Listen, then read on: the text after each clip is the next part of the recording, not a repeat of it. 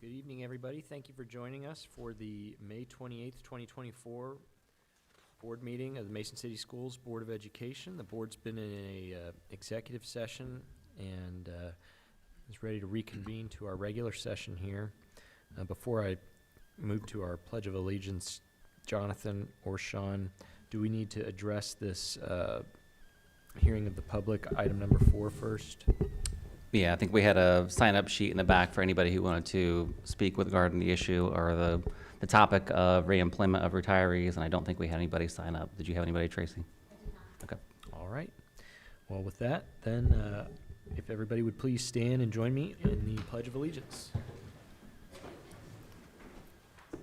Pledge allegiance to the flag of the United States of America and to the republic for which it stands, one nation, under God, indivisible, with liberty and justice for all.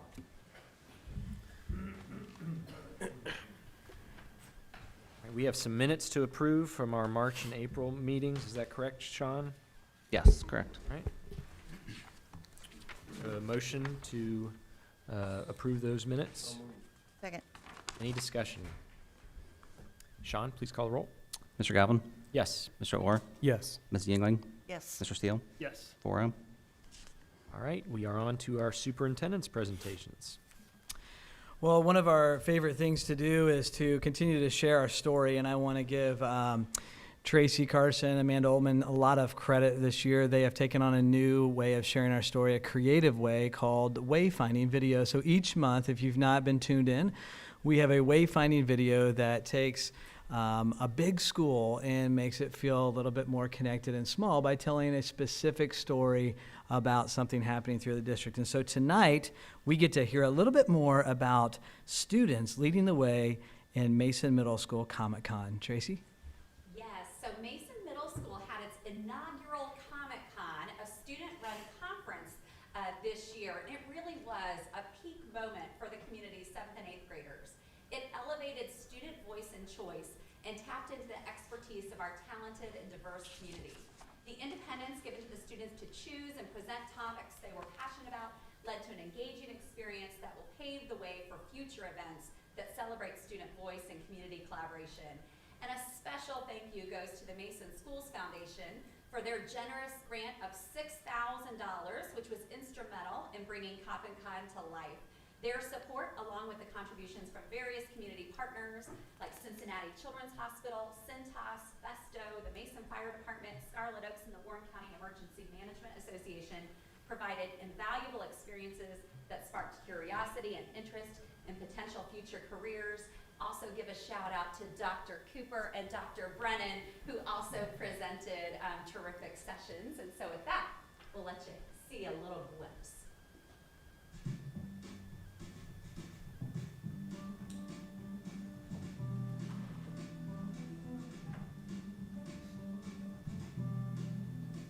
Comic-Con is an event where we have our 8th graders, they pick a topic and they just share what they learned about it. And so we have 4 sessions, the 7th graders do, and the 8th graders have 3. So when we do this, like my sessions are Roblox, self-defense, 911 dispatching, and Cincinnati Children's. So we had a document where all the 8th grade crews and all their topics were listed, and it had a short little description of what they were basically. And so us 7th grade crews, we sat there and we would go through them and we read them all. And then once we were done reading them, we all got to go on this pick a time and we all picked our times and everything. And we also met with like our sibling crews, which are the 7th grade crews paired with 8th graders. And they told us about theirs and practiced their speeches on us. Comic-Con was really an opportunity for our 8th grade students to share their passions, share their talents. It was an opportunity for our community partners to come in and share about what they do with our students to spark their curiosity, to spark interest possibly in future careers. We saw this as an opportunity to have them explore those portrait of a comic skills that we know are vitally important to their future, their communication, empathy, problem solving, all of those things that we know are so important to being a well-rounded student. So this has been a peak moment because we've been working on it all year long in crew, like leading up to it, working it every day little by little, and it's really exciting to be getting to do this today because making bracelets is something that I'm really passionate about and I like to do in my free time.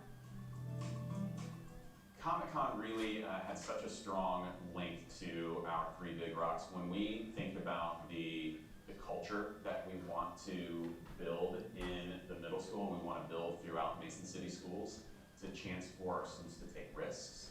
It's a chance for our students to celebrate the things that they are passionate about, a chance to learn from each other. When we talk about like our inclusive excellence, you know, Comic-Con was really an opportunity to step into the shoes of another person, to learn from them, to also have that empathy of, oh man, I am a kid who's presenting to my peers. That's really challenging. And so an opportunity for our kids who were audience members to show that respect and that understanding of like, we're not professionals. This is a big challenge, and so we're being empathetic to that. So it has helped more students like find their way by really getting engaged in other things that they may not have known that they wanted to like dive deeper in. I think that for us to be able to pick what we wanted to do instead of a teacher being like, okay, you're assigned here, you're assigned here. It gave us like this independence almost. This is actually really fun. It's one of the best things I've done in middle school so far. And I just think that like if you get out of that mind of like, oh, I'm too cool to learn from 8th graders, and like you take it and you're just like, okay, I accept this, and you can have a lot of fun with it.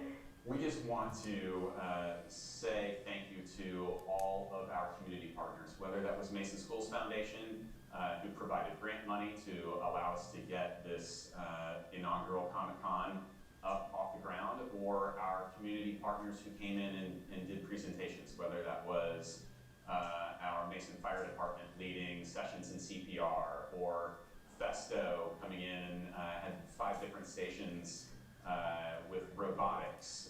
We had surgeons come in. We partnered with Scarlet Oaks. There were just a number of our really important community partners that had the opportunity to share with our students of what they provide our community. Thank you to our teachers who ran sessions, to our students who ran sessions. It was just a really inspiring day, and so we are so grateful to all of you.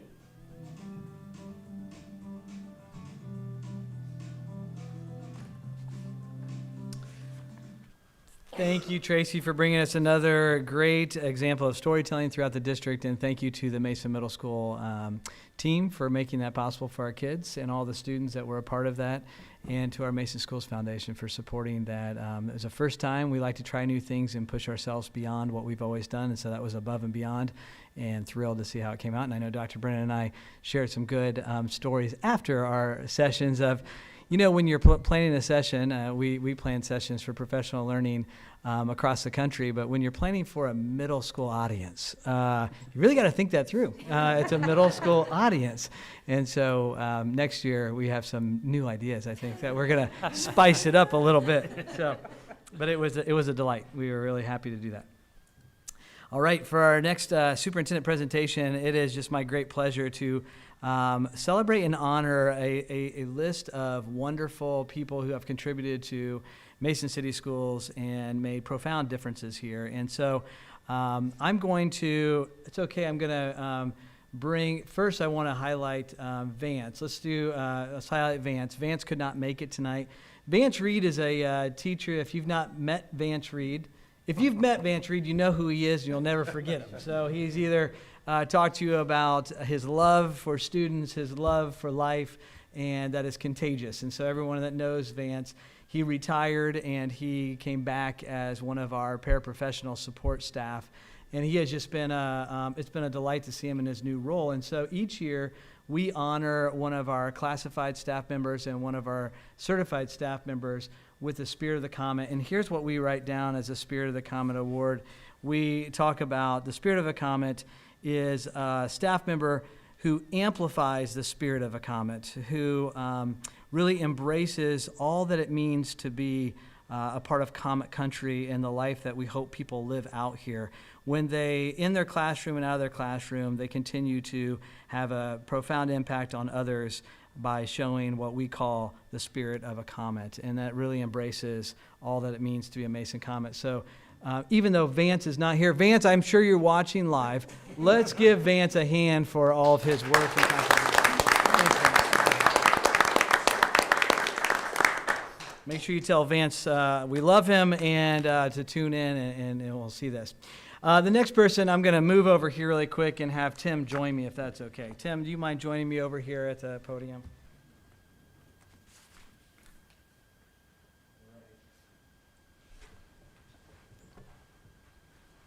Sir, congratulations. Thank you. And Tim King is another, I would say, legend in Mason City Schools. And students that have had Tim has taught classes. His most famous class, I think most people would be called Words from the Wild. Words from the Wild. So if you ever drive past Mason High School, William Mason High School, and you see kids all over with lawn chairs and pondering life's meaning, would you say, and enjoying nature, and just a glow around the person that's leading them, that is Mr. Tim King. And he has been such a gift to us as a district.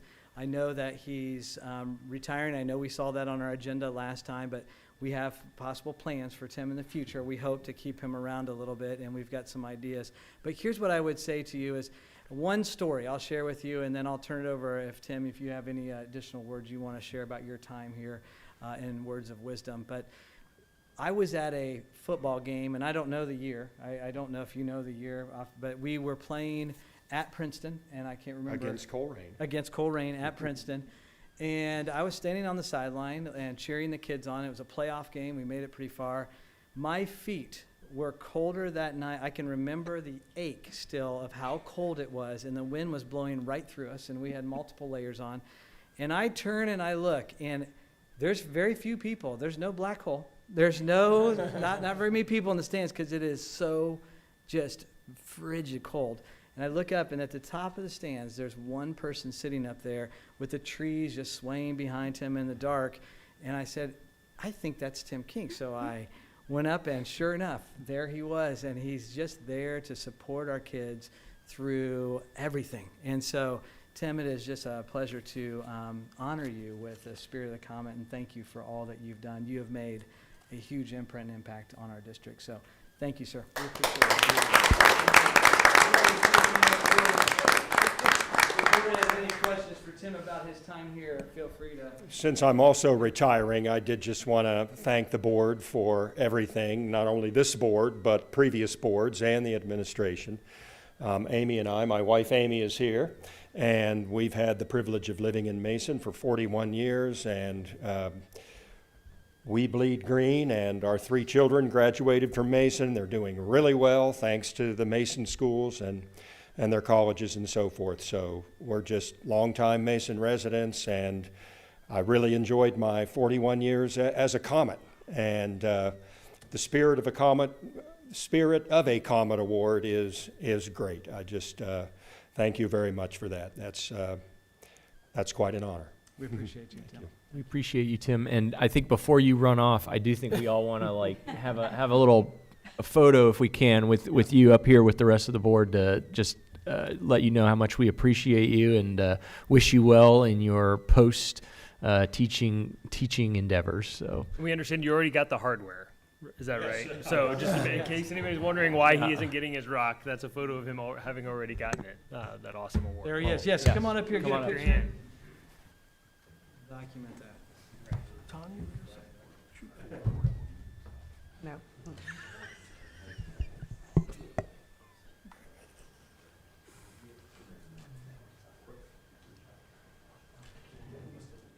I'm gonna have Tim, you scoot down just this way more. Yeah, go with where that block. Yep, and then everybody kind of scooch close. There we go. That's what it works.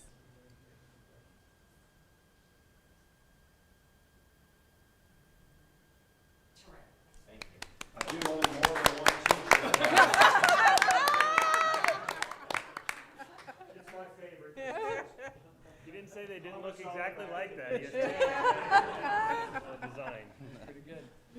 There are probably few better choices for Spirit of the Comet because for so many years, that they didn't know his name, many people, but that was the voice of the football stadium.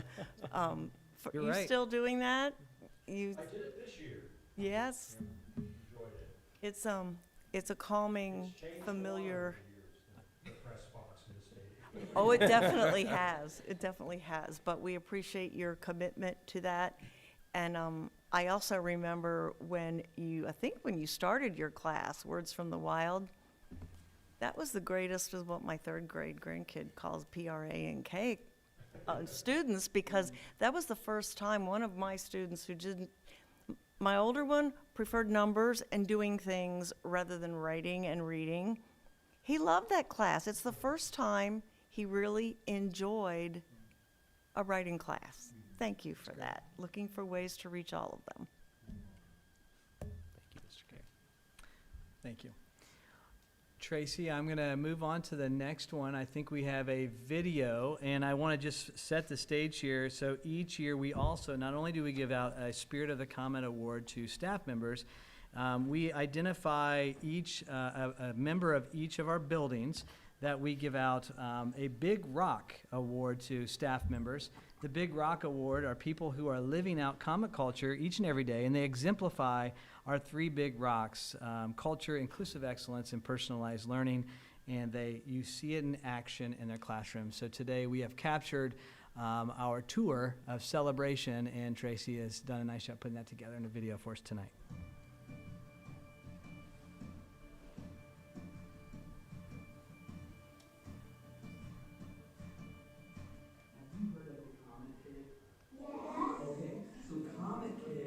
Lives out all kinds of wonderful things, and so every week we try to celebrate different people living like Comic Kid. That really lead the way, that have empathy, compassion, that make this a great place to live and learn and work together. And then we select one person from every group to receive a special award. And guess who's going to receive that award today? Your teacher! It is a special award that says this is a person who really lived out comic culture, who shows people comic culture in the way that they talk, the way they do things, the way they walk, the way they teach, and everything. And it brings people. And so this year, your staff and everyone else has selected you as the person to receive this great award this year. So congratulations.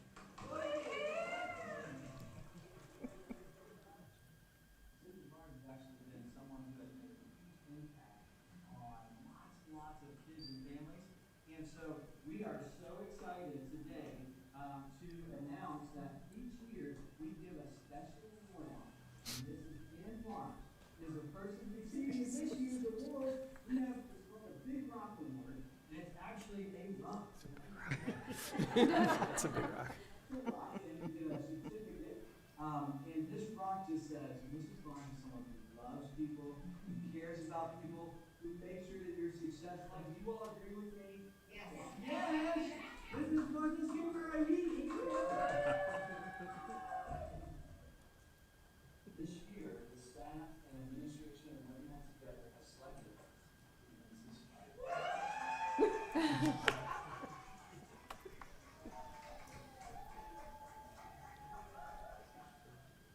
Mr. Wilson is one of those people in our district that has just made a profound impact by the way he is inviting people in. He created the idioms, or allowed kids to create the idioms, and that has really created this culture of bringing people in and being impacted in our school. So, Mr. Wilson, congratulations. Your district recipient of our Big Rock.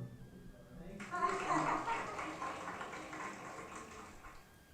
This year, we just want to thank you specifically for the work you've done, not just in your classroom, but beyond, whether it's big abilities or whatever you're doing, just building that inclusive environment that it makes a profound impact on families around the district, mine personally, and others, and we just so appreciate it. Yeah, that's a lot of work. So, congratulations.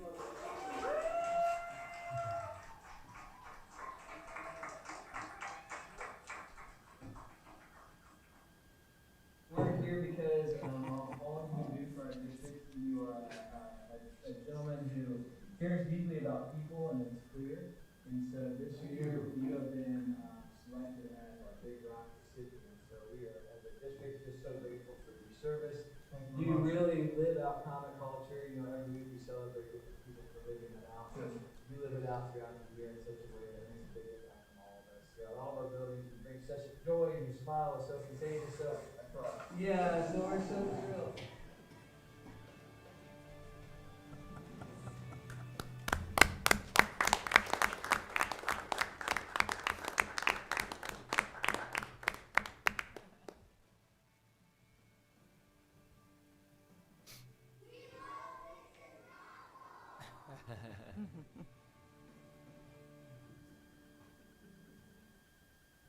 That's great. Thank you, Tracy, for capturing those special moments with their classrooms, and it's always fun to see the kids' response, and we love that.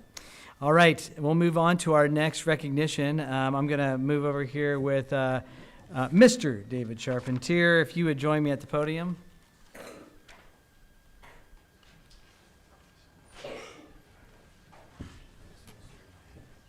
Yes. Where is your hat? That is what we were all wondering. That was the first question that popped in my head. I love that picture, actually. That picture says so much, and I love it. So let me just give a quick summary. We also recognize not only staff members, but we think very carefully about a community member each year that makes a big impact and goes above and beyond to contribute and invest and gives a lot of their time, talent, resources to us. I just want to highlight a couple things. We talked about learner, leader, citizen, and you as part of our compass, you know, and you were a part of that team, our district design team. A couple things I just want to point out. David was a ranger, and I guess you're always a ranger. And I remember RLTW means something, right? What does that mean again? Rangers lead the way. Rangers lead the way, and Mr. Charpentier is the kind of guy that leads the way in everything that he does, and he's always got just a humble spirit, but also just an ambitious attitude that he brings with him. He's invested in so many ways in our district. I just want to name a few so you hear these. He's served on several committees. He's been a part of our DEI committee. He's been a part of our book studies. He's been a part of our community design team, our interview teams on several occasions, our Mason Quality Levy Chair, and leading the way and making sure Mason Quality is secure in our district to support our staff and students. Safe and inviting schools. He's been a part of our MAID CDC and the MAID Chamber and helping us make connections between economic development, job development, and our students and the work that he's done there. He is a wonderful family man. He is a husband to a wonderful wife, Susan, here, who is just an amazing executive leader in our community as well. He's a champion of his family. He's an amazing father who shows up and invests in his kids and their time. And he has been that way from the day I've met him, and he's always just 110%. And so, David, it is a great privilege for me to even just stand here at the podium with you, let alone recognize you as this year's, out of all of our community in Mason City, you are the one we have selected as the Big Rock Award recipient.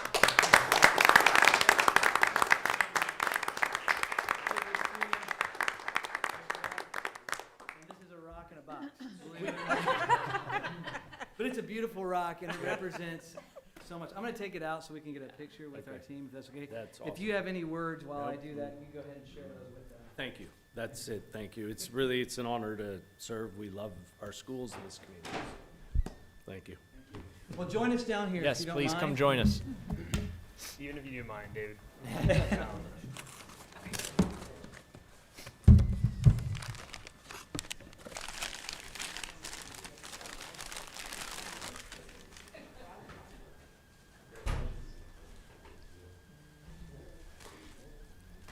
All right, Mr. Charpentier, you appreciate this. First, I'm doing my Be Real, because I've got a Be Real going on.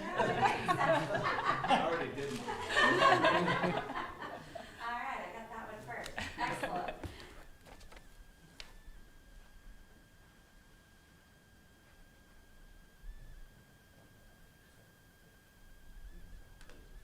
That's great. It's good. It's good.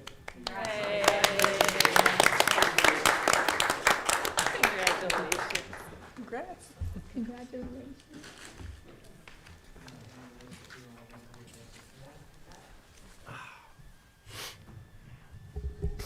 So just a brief word before we move to our next presentation. I just want to, thank you for being here. I so appreciate you being here. Tim, we just thank you again. I just hope you hear that in your family. I know you've given so much time beyond just the hours of a normal day, and you've invested so much time and energy in all the things that you do. I'm sure in the evening to grade papers and so on and so forth. Your investment has made a big difference. And so I want to thank you and your family for all that you have invested in our district. And to the Charpentier family, thank you for all being here, having a dad, husband, leader, friend to be honored tonight means a lot to us, but I hope it also means a lot to your family, because I know it's a family effort. When we recognize a citizen in our community, it's because they've invested a lot of their time, and their time even sometimes away from their family, to be a part of what we do. So I hope you all hear how much we appreciate all of you. So thank you so much. Appreciate you.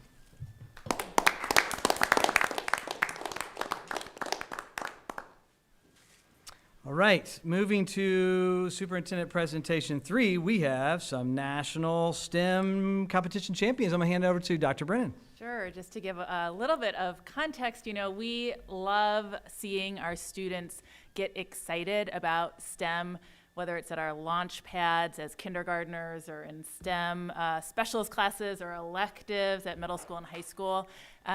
Equally exciting is being inspired by those students when they pursue their passion for STEM on their own. And that's part of what we see here tonight. We are celebrating 3 STEM champions who were recognized by the National STEM Challenge. They are among just 150 students in the United States who were selected to share their projects in Washington, D.C. this April. And I just got a chance to hear a little bit about a couple of them as they were coming in today, and they are just truly inspiring. The projects are judged based on the presenter's persuasiveness and the project's potential positive impact on other people, on their community, and on its innovation and creativity. And so we're just so proud of our 3 STEM champions we're celebrating this evening with how they've represented our Mason Schools community, both our high school and our middle school. So I would like to invite the 3 of you to come to the podium, please. Introduce yourself. Please tell us a little bit about your project and why you chose that area of focus. And then I have a feeling our board may have a few questions for you as well. So why don't we, Lassia, would you like to kick us off here? Thank you.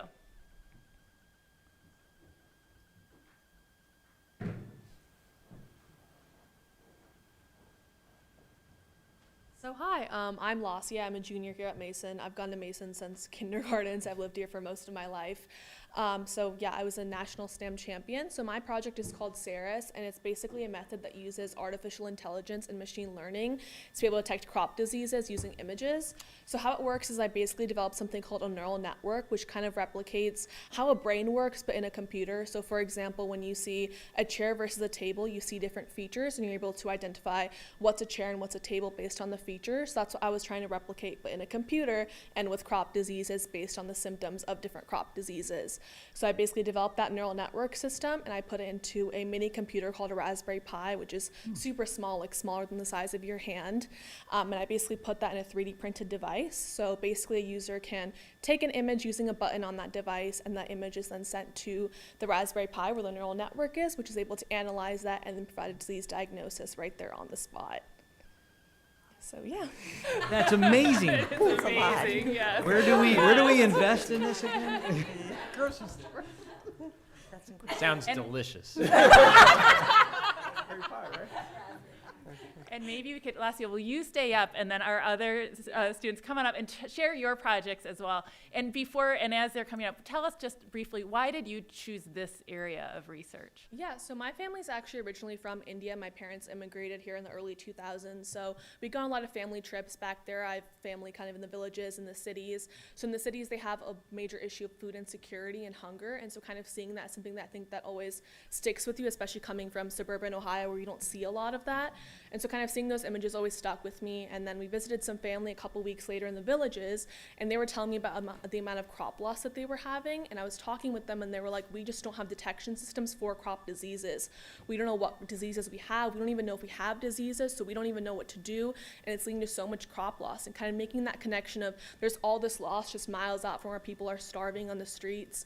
And that's something that just really, I think, connected with me. And so I thought there's something I can kind of apply my knowledge to. Thank you. Powerful. Very cool. Okay. Hello, I'm Hasani Mendu, and I'm also a junior at Mason High School. This year I got to participate in the National STEM Challenge, and my project was focused on Parkinson's disease, and it's called TREASURE'S. So overall, more than 10 million people worldwide are living with Parkinson's disease, and each year approximately 90,000 Americans are newly diagnosed with PD. And Parkinson's disease is a chronic movement disorder, so it affects the coordination of smooth and balanced muscle movement, and a symptom, according to the Mayo Clinic, affects more than 70 to 80% of PD patients is tremors, which is an involuntary muscle contraction and relaxation, which often leads to the twitching of the arms, legs, and jaw, and disrupts daily activities of life from eating dinner to writing one's signature. And currently, symptoms of PD are managed through medications, which are oftentimes based on subjective clinical assessments, which fail to capture the fluctuating course of Parkinson's disease. So I sought to create a tremor monitoring system to quantify these tremors in order to improve prescription medication dosages and suppress these tremors. So the monitoring system was based on an accelerometer, which can represent these tremor oscillations, and this was specifically a Arduino Nano BLE33 encased in a ring-like structure. And then once this data was collected from a patient's hand, it was sent over to a mobile application where it was simultaneously stored, and then this data ran on a classification algorithm trained on a subset of data from the Michael J. Fox Foundation to make a distinction of tremor versus non-tremor movement. And once this was made, a signal was sent to the suppression system, which is based on these coin cell vibration motors, and it essentially works on the concept of a feedback loop. So it applies this principle of haptic feedback, or tries to use distraction in the brain to break an improperly regulated feedback loop to suppress this hand tremor. That's great. It's amazing. Yeah. Wow. Thank you.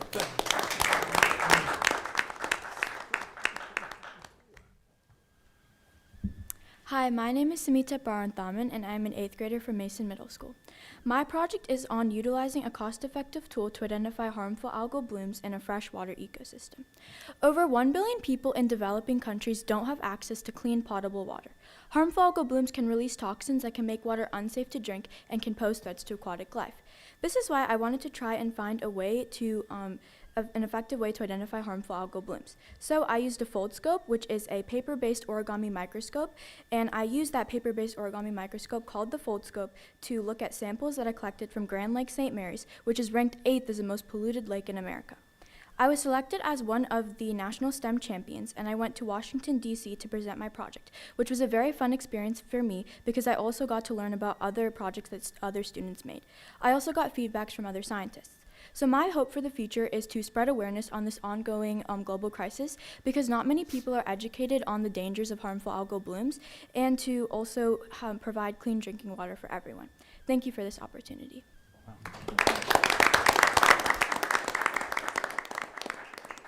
So Samita, you just hit on this, but I was going to ask, so what's next? Because these ideas are way too good to just let die on the vine, right? I imagine that you're not going to just stop. So what is next? So, and all the devices, there are a lot of sensing things. So what is next on exploring how to operationalize them, get them out into the market, finding ways to kind of meet the evidence of the things that you're finding in your sensor, your your identification systems, I'll call them that. I am clearly not a STEM champion.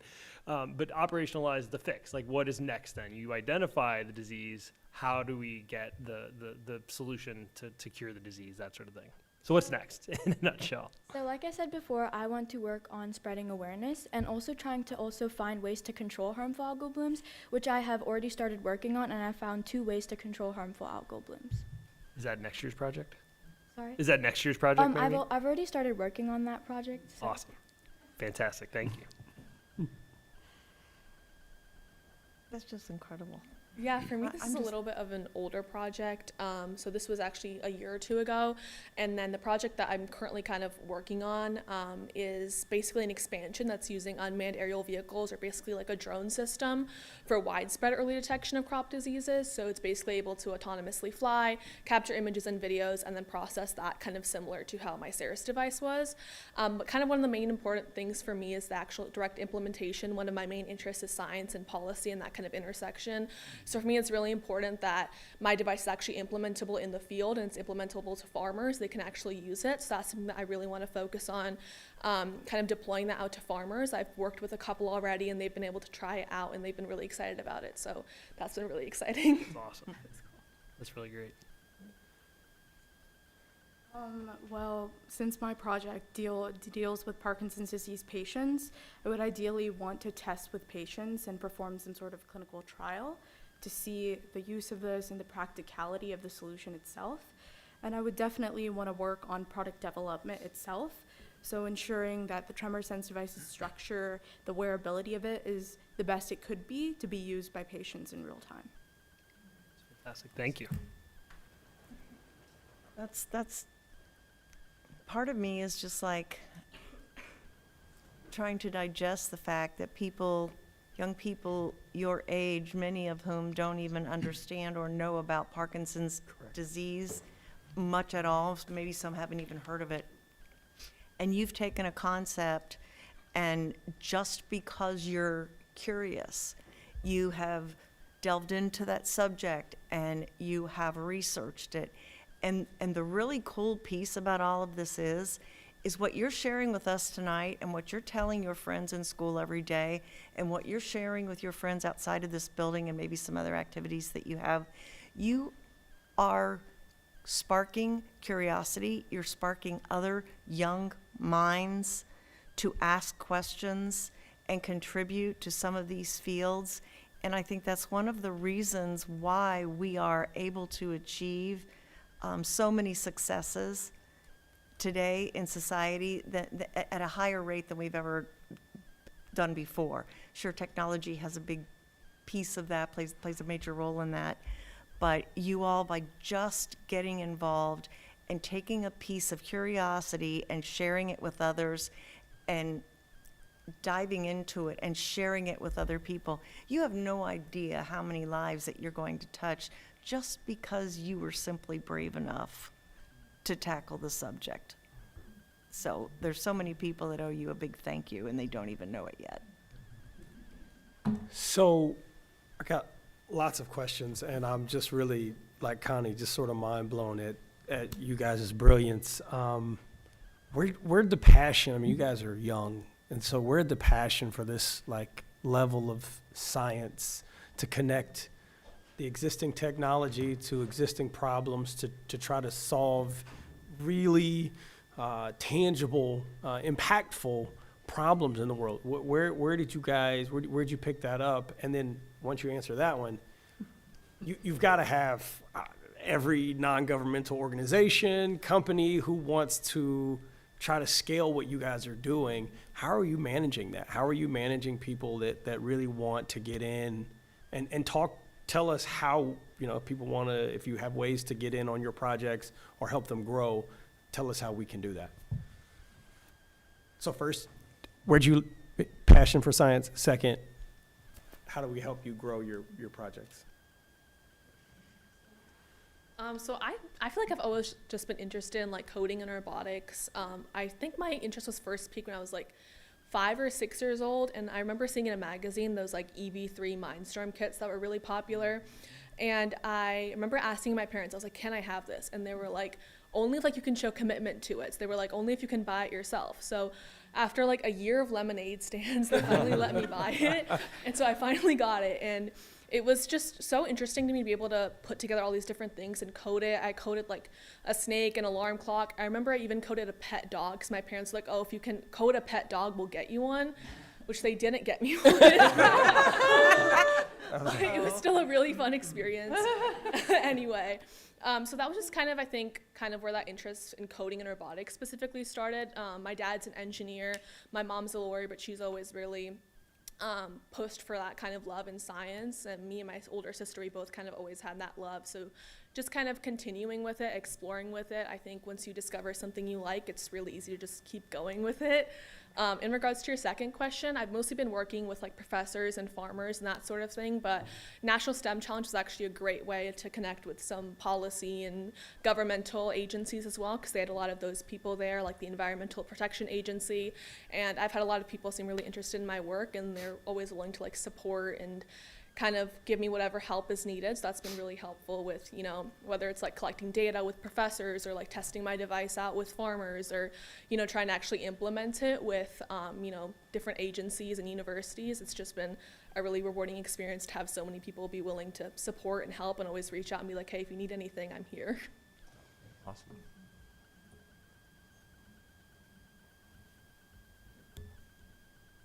For the first question, I would say it was mostly through STEM classes in Mason, because I can remember in 3rd grade working on a project that was with like these tiny little robots, Dot and Dash, and thinking that it was so cool that you could actually make these things move, and it wasn't that hard because I had a teacher who could support me while doing that.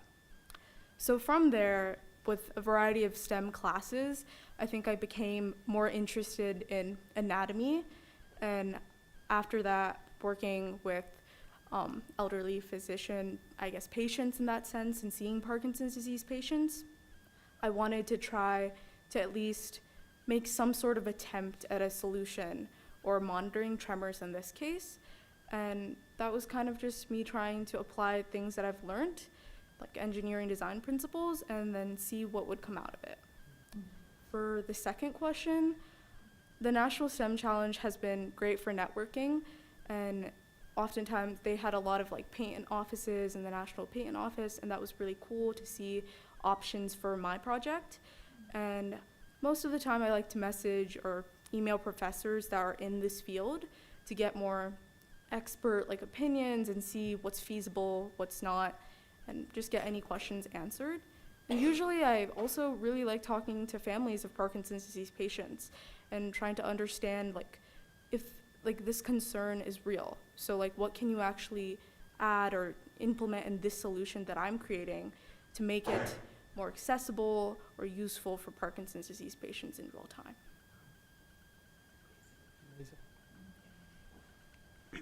So I feel like I've always had a really big passion in STEM, and especially the environment. And I feel like seeing all of these global water crises and also seeing how so many people don't have access to clean drinking water really piqued my interest, I feel like. And to answer your second question, I'm also working on a service project to mainly focused on younger children to help them learn about the Foldscope and how to use it, and also definitely trying to take my project into a larger scale, like trying to implement it in lakes and trying to find ways to control harmful algal blooms. I had a question for Lasia. I'm trying to recall, have you been to one of our board meetings before? I don't believe I have, no. Did but I have an older sister. Okay, that's what it was. Then I was going to say, you had an older sister. Was it your older sister that had a, you might not remember, but I want to say she had a project that dealt with traffic and intersections where the weight of stopped vehicles was like charging traffic lights and things, right? Yes, yeah. Am I remembering that? Yes. So that sounds like when you were talking about neural networks and things like that, it was like the light switch went off for me. There's something in the family that, you guys have latched onto this kind of smart city AI power, and I was just going to say, it's really neat to see how you've kind of conceptualized that and made a practical application for it in two very different ways, in two different settings. So That's cool. And I was going to say, your mom must be an excellent lawyer if she has steered you towards the STEM path and science. So kudos to her and to you for, that following that passion. Well, I appreciate everything you guys have told us tonight. Just blows my mind, and the answers and things that you've provided to our board are just show how wise beyond your years you are, and we're so lucky to have you amongst our Comet family, and that we get to see you, see your passions bloom here in Mason, and we are all eager to follow on your journey and watch your next steps as you continue to pursue these projects. So if you want to come down, and we'd love to shake your hand and have a little gift for you.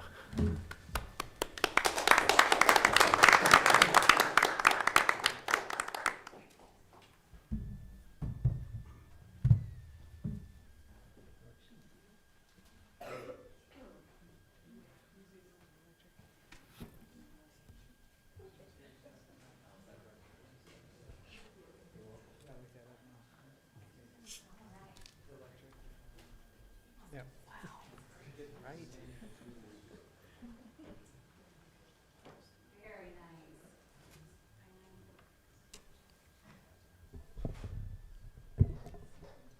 Excellent. Congratulations.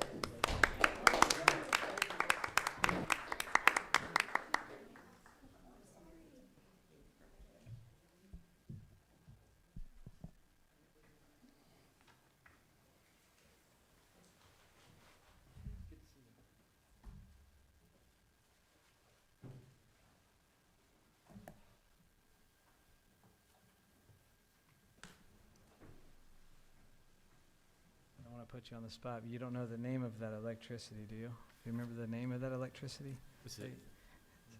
Piezo, was it? Yeah.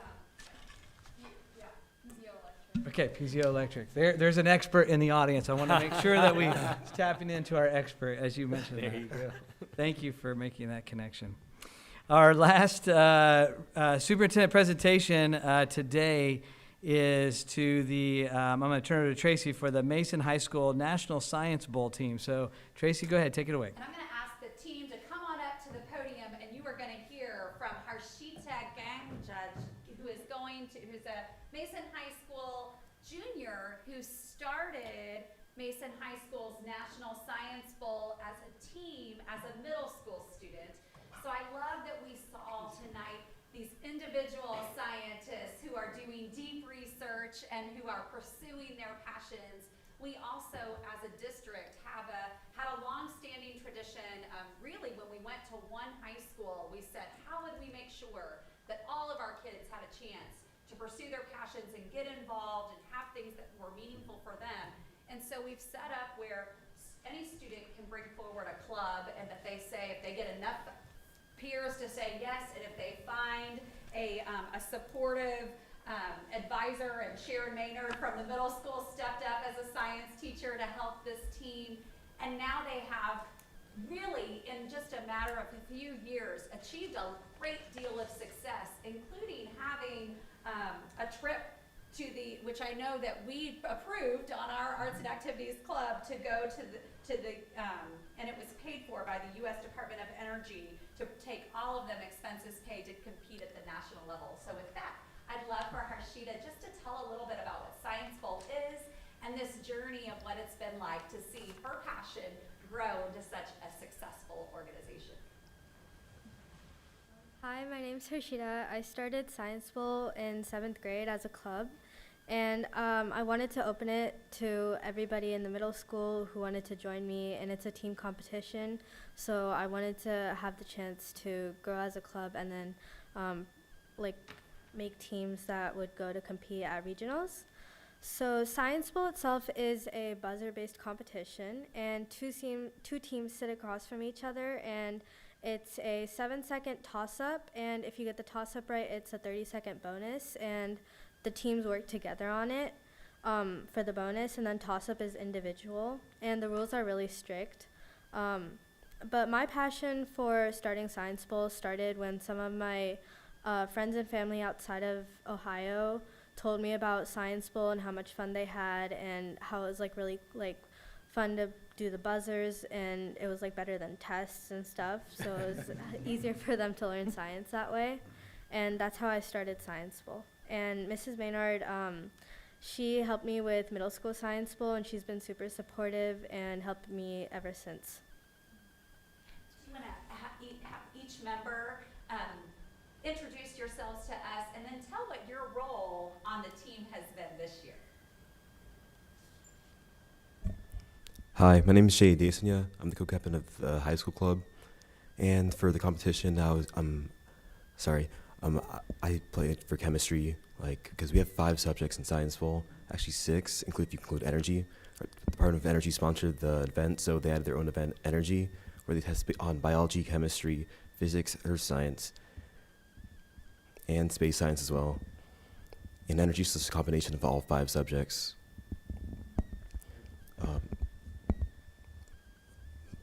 My role in this team is just to get everyone motivated to study what matters the most. One of our members couldn't make it to the national competition, so I had to take it upon myself to study organic chemistry in place of her. It was hard, but I did it. That's good. Yeah, I just want to thank Harshita and Miss Maynard and also Mr. McDonald for having a great club. My name's Anna Gotique. I'm a sophomore, and I joined because Harshita asked me to. I was the Earth and Space Science person. Awesome. My name is Harshita, and I'm a junior, and my role was to help all the members get used to the game, and I also studied biology specifically.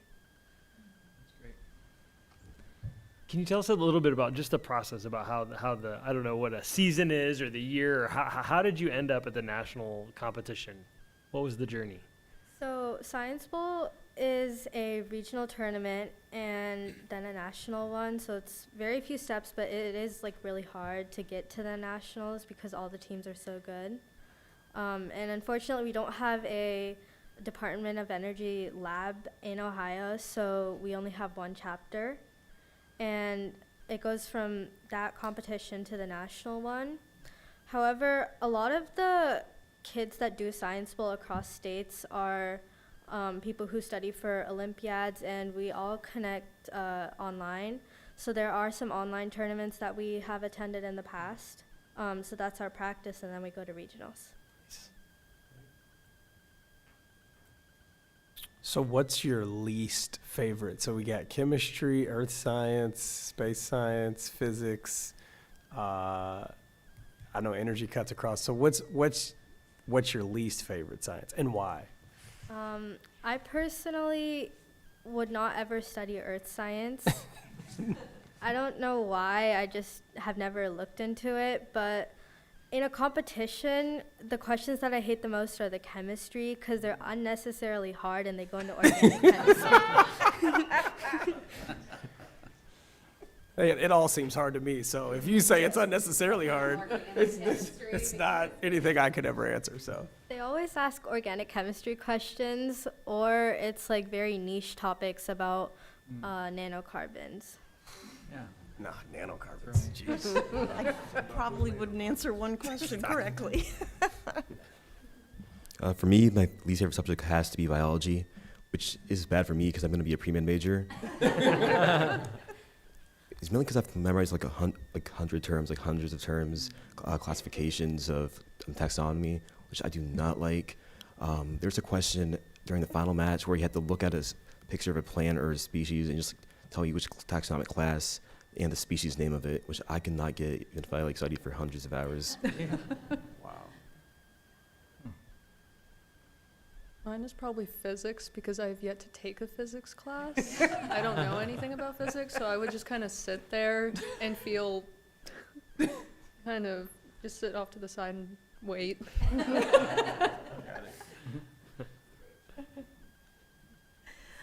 Oh my gosh, that physics is the one that strikes the largest fear in me because that was my most difficult science going through school. However, I will say, I don't think I had some of these choices back then in the archaeology, just so many years ago. But I'm just thrilled that you all are diving into this. I'm thrilled that our staff is willing to support these curious students. And I really, really do believe that they're all touching lives and touching our future in far greater ways than they really, really comprehend right now. I'm very appreciative of your work, and I'm really appreciative of our staff that supports the work so well. Harshita, do we still have a science bowl in the middle school? Yeah, we have a club in the Science Bowl, and I'm going to say it's a lot more popular than the high school with we had to have a big tryout this year, and we took the highest number that we've taken so far, which was 30 kids. So, yeah. Wow. Well done. That's Well pretty done. good. So I happen to know that the Virginia Tech has the 7-time defending champion in the national soil judging competition. For anybody who is not earth science averse, just want to make a plug for a dynasty at the next collegiate level. If you're looking for new places to take your talents, but. I think we might need a new segment at board meetings called Charles Fact. Charles Fact. This is so random. Well, I like to, plug for the Hokies sometimes. But the question I wanted to ask is, how much do you feel like you bring to Science Bowl from your science classes, the curriculum or what you're learning there, and how much do you feel like your preparation for competition that is, Science Bowl specific, how much of that are you bringing back to your peers in your classrooms that don't necessarily approach class from that same competitive standpoint? I'm going to let my teammates answer this question too. But for me personally and related to biology, we use this book called Campbell's in AP Biology. And we read about the first, how many chapters? First 27 chapters. And I personally know people in Science Bowl that have read the whole book 5 times. And it's about 1,600 pages. Wow. And on top of that, there are more textbooks that they usually read, so I'm just going to say that it's a lot more than the school curriculum. That's on top of, it's not concurrent with what your homework from your AP bio and chemistry and other teachers are assigning. All of that is so much easier than Wow. Impressive. So for the regional competition, I could apply a lot of what I learned in AP chemistry and all the AP courses I have. But when we got to the national competition, it relied more on stuff that you had to study on your own, like organic chemistry and the carbon nanotubes, because everyone knows the AP content. Everyone's read the textbooks 5 times. And it's just like up to each person to study on their own, read textbooks. Reading textbooks isn't fun, but you have to get through it, Yeah, but it's up to everyone to study on their own to succeed. Thank you, Harshita, for letting me answer this question. I would say I took absolutely nothing from the curriculum because there's not really a lot of emphasis on astronomy or like earth science in the science classes that I take. So most of my studying was done like on my own outside of class. Maybe I took AP Chem so I could like do the basic chemistry questions, but that's about it. So then the follow-up to that is, how do you take what you learn through this competition, and are there examples of how you bring that knowledge back with you into the classroom, or when you're out, maybe looking at an eclipse or something, and just casually dropping it into a conversation with your friends, and we're talking about plans for the weekend, and you're like, oh yeah, I read about this eclipse thing coming up, no big deal, but I'm an astronomy whiz, so. I would say from Science Bowl, I really learned how to study. Before that, I did not study much. And then, like, I'm not going to drop my astronomy knowledge. in this Mm. class. It comes into conversation, and, like around the eclipse, it really came in handy there. There you 'cause go. My friends were like, you know, what's this?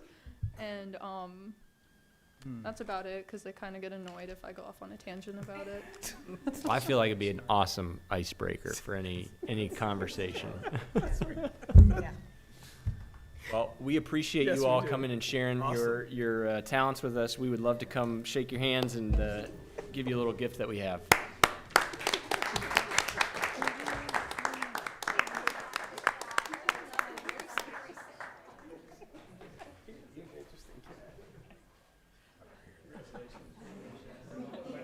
That's a true friend.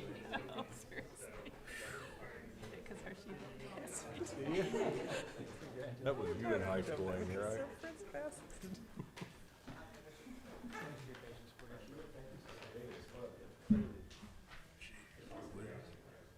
Frankly, that's how I got into administration.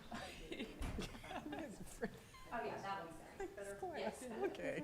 Very nice. 1, 2. Wonderful.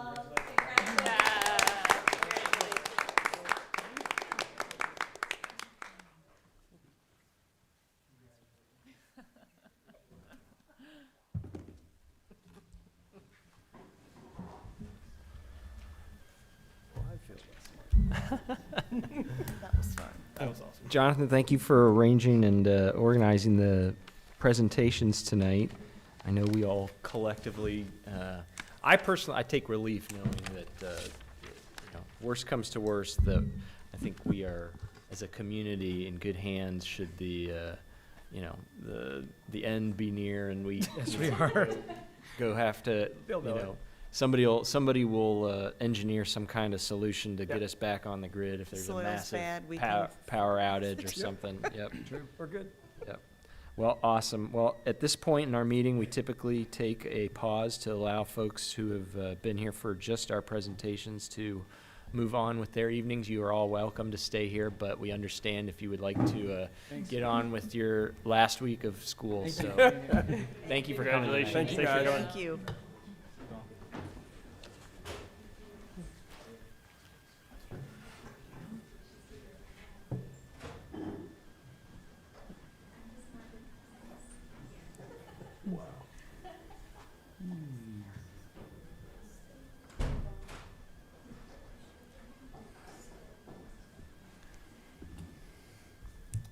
All right, the next item on our agenda is our hearing of the public. Tracy, do we have any tonight? Nothing tonight. All right, then the next item on our agenda is our superintendent's recommendations, personnel items. Do I have a motion? So moved. Second. Any discussion? Yeah, let me just run through and highlight some of the things. This time of the year we have lots of details we're working through because it's hiring season, it's contract renewal season. There's just a lot on the agenda. So I just want to walk through some of the highlights so you understand a few things that are on here. You'll see in Section A, there's an adjustment to salary. We oftentimes look at our salary and we make sure we're adjusting so that we have alignment in our salaries. You'll see that in Section A with one of our APs. Section B, we have Ben Brown, which we're super excited about, welcoming Ben Brown as the executive director at high school experience, our principal here at the high school. We went through a rigorous interview process and we worked all the way through the process, had lots of involvement, and decided at the end of the first round of that we wanted to continue on with the process, and we were very grateful for all that participated. We had amazing candidates come forward, and internal support through the process and community support, students as part of the process, and so we want to extend our warm welcome to Ben Brown. He wanted to be here this evening, but he had other things that he needed to tend to this evening, important things, and so we'll have him back at a later date to introduce you. So he is coming from Lakota West and has served there for 20 years and served in Princeton City Schools before that. He's been an elementary principal, a middle school principal, and a high school principal, so excited to bring him on board. In Section B, you'll recognize that we have renewals for contracts, and you'll see administrators that have gone through the process. We Typically, once they're up through their evaluation process, we continue to renew those. So you'll see that show up in Section B. Section C, we have some transition days for Mr. Brown as he transitions over to the high school to make sure that he has what he needs in order to get things ready for this next year and meet staff and also get organized on some of the work that we're doing with our OKR work with the other administrators in the building. Section D, you'll see Mr. Dodd's official letter of resignation. We want to, again, wish Bobby Dodd the very best in his next chapter. Maybe he'll be doing some side work with us at some point in the future, but for now he's moving on to other things, pursuing other opportunities. He has served faithfully for 6 years here as our head principal, so we're very grateful for the contribution he's made and his investment and also his family. So, Mr. Dodd, we wish you the very best and thank you for your service. The Section H, and we have new staff hires. You'll see lots of new staff in this section. This is a time when we're interviewing across the district like crazy. I want to thank Tanya and her team for getting everything organized and started there, and then everything comes back through her office to make it official. In Section HB, there's more contract renewals. You'll see that show up on here. Section J, I believe we have work that's happening over the summer, and some of this work includes everything from phonics training to the science of reading and lesson design.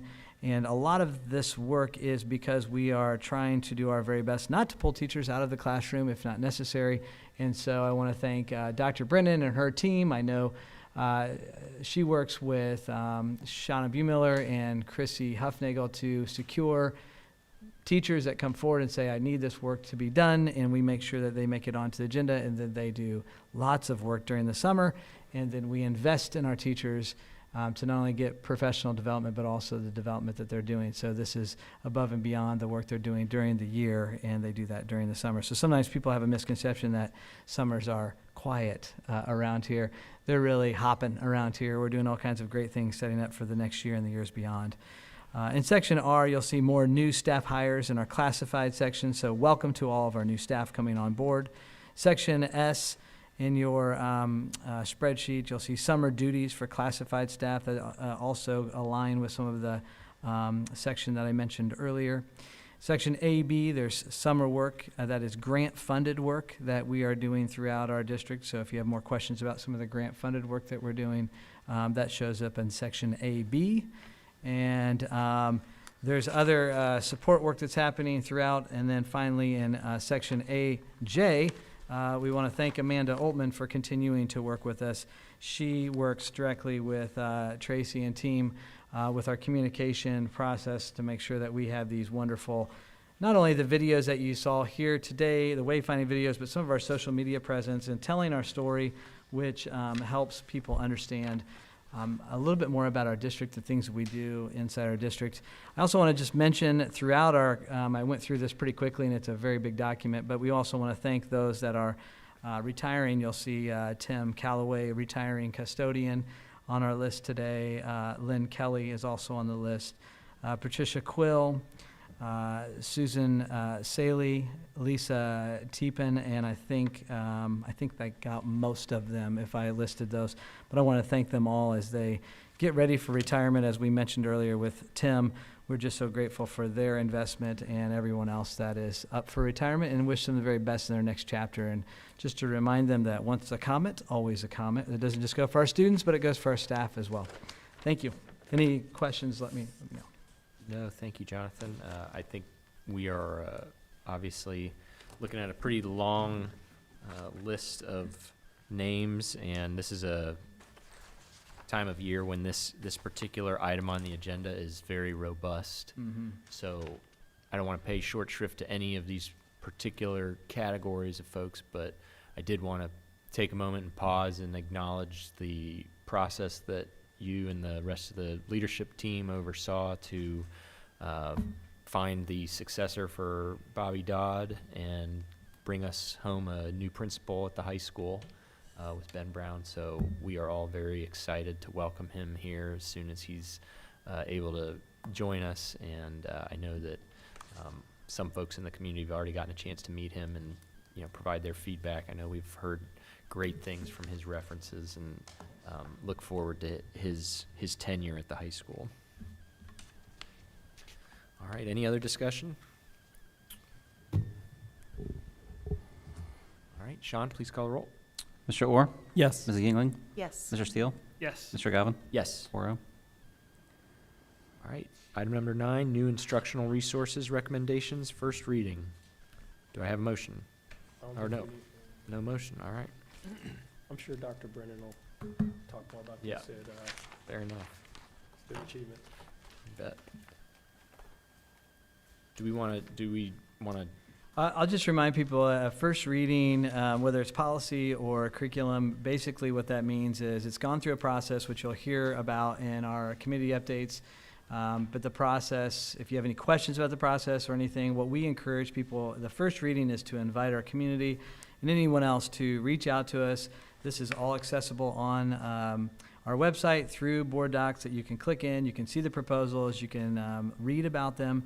These are proposals that are brought forward by our staff, vetted through a process you'll hear a little bit about, and then we bring them to you as a first reading. If no one comes forward and we don't change anything, then we move forward for a second reading, and that's when it's up for a vote, and that will be at our next regular board meeting. So that's the quick process, and you'll hear a little bit more about some of the good work that's happened behind the scenes. thank you, Jonathan. Thanks. All right, item number 10, superintendent's recommendation, action items. Do I have a motion? So moved. Second. Any discussion? Yeah, I'll just run through so people understand what they're seeing here as titles. We have in item A here, this is a job description, so we are tweaking a job description at MECC for specialized education classroom aid to align more with the actual work that's going on there. So that's something we've been asked to do. So we've worked on that, and Tanya's worked on that with the team to make sure that job description is being more aligned with the work, and so you'll get a chance to vote on that here in a moment. Item B, all books that are going through a disposal process follow a standard operating procedure, and they call that the weeding process, and they weed through books on a regular basis, and then they bring new books in. So that is all done in our through a specific process. If you ever have questions about that, I'm happy to go through that process with folks. Item C, this is now that we have our pre-K 6 teachers completing they've already completed their certification training for some of the things that are required by the state for gifted services specifically. We are now updating our policy to reflect that. And what that allows us to do specifically is it's no change to our delivery model, but it is a change to the reporting that we're able to do to the state. So we're able to actually recognize and realize more students being served through this model because the teachers have been trained to a certain level, and those teachers have gone through that. And so we did something similar in the past at a 7-12 level. Now we'll have that at pre-K 6. So again, not changing the service model necessarily. It's more of the reporting to be more in alignment with our You say training. more we identify the services we're already providing as gifted services. Because our teachers of have the now training met they're- the training requirements at the state. So not changing the way we identify the students That's who correct. qualify for services, or changing the services themselves. Yep. Okay. Thank you. So item E is a Hamilton County ESC contract through St. Sue. You might wonder why it's on here, but things for St. Sue run through our district as a public entity, so that you'll see that on there as well. Item F, I'll turn over to Sean.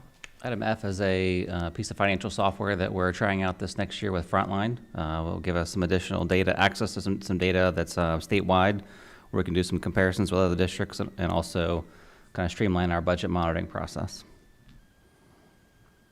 All right. Item G. So if you see on here for item G, we have revised salary schedules for our special education paraprofessionals and also our administrative assistants. So just really quick pause here to just recognize what the process is.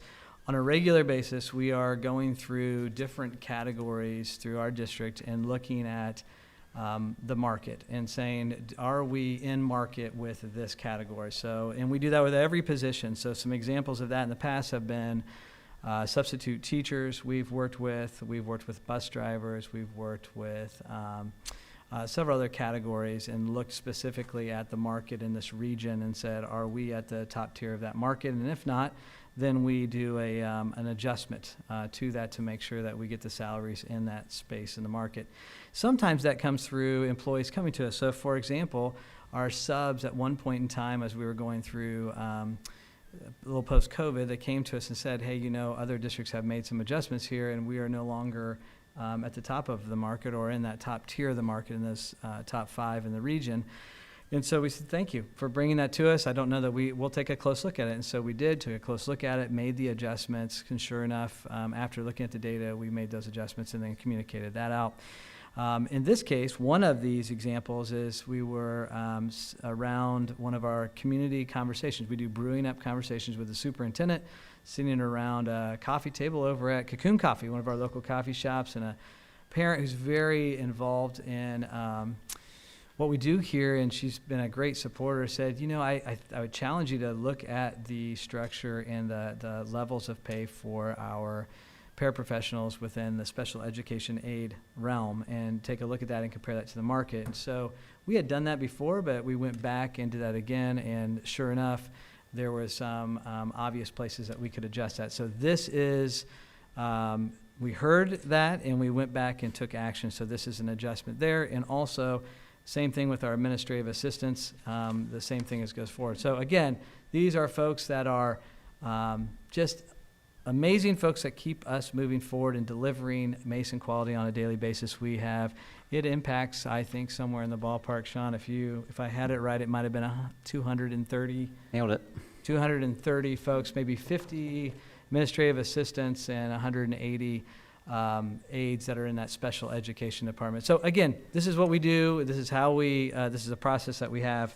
But I just thought it was helpful to explain that to folks. And recognizing and retaining talent that helps Yes. us provide Mason quality for our students. That's exactly Yeah. right. Yep. And just continuing to be competitive. We want to be a competitive organization, and we want to honor the work that's going on, and the work that they do is unbelievable. It impacts all of our world every day. And so even getting everything ready for today and everything that we see in front of us is all prepared and supported by some of the folks that are directly impacted by this adjustment. So I want to thank you for that consideration and just want to explain how that goes and how we do that.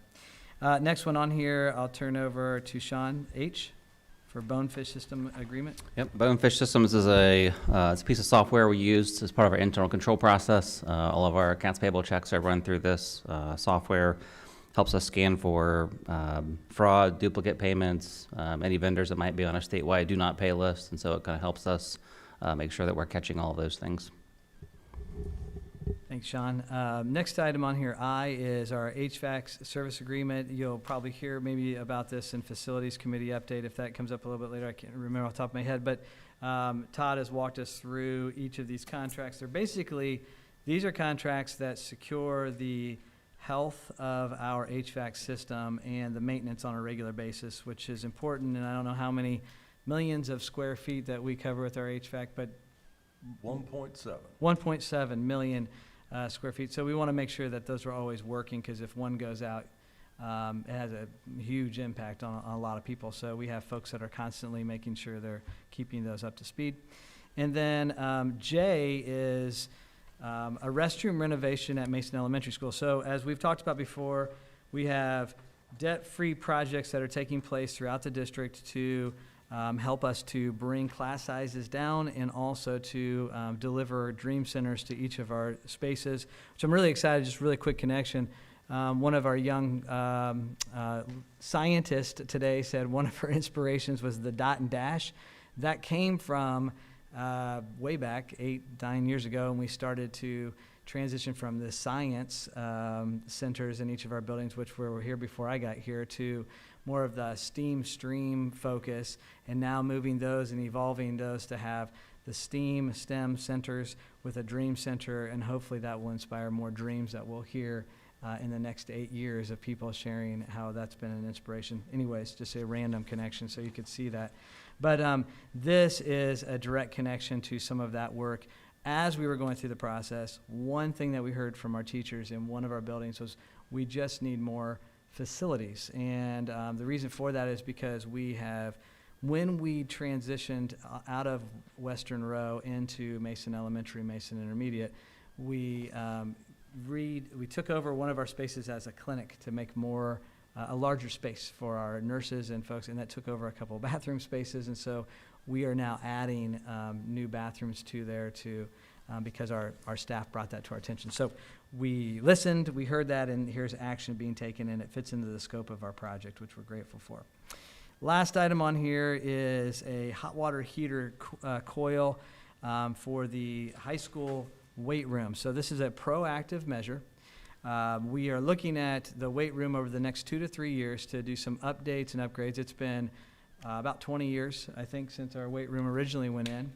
And those kids are in there just banging those weights every day. And if you've ever been in there, you know, you do those power cleans and things, and you drop them and they hit the ground. After 20 years, they start to break down. And with the humidity in there, it breaks the weights down even further. So Todd and team are looking at addressing the humidity issues there, so it builds the longevity and the sustainability of some of the equipment that we will invest in the next two years or so.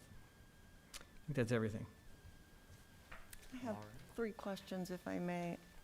I know this is happening, but if it enters my mind and it's a safety-related issue, I have to say it out loud. Yes. We are checking that unexpected wearing out of that weight room equipment for safety in the near term, Yes. right? Okay. So, yeah, I know we are, but you are exactly right, Connie. We actually, Todd has done several tours. I've gone over and done tours to look at the specific things. We have a short-term, more of a safety decision that we're making to update some equipment like the dumbbells and things. That's going to be addressed earlier. It's already ordered. Perfect. And then we're going to look at the racks being a next step, and then the floor. So we've got a couple, but we wanted to do the safety things first. So thank you for bringing that up. okay, excellent. I knew it was happening, but I just had to ask. These questions are for you, Sean. Bonefish we have been using, correct? This is a renewal? Yep, But that's the correct. front line is an additional enhancement to primarily what your office will use, but I imagine elsewhere as well? That is correct. So Bonefish is something we've been using for a number of years. It's a 3-year renewal on this particular contract. Frontline is a company that has several different types of software that they do.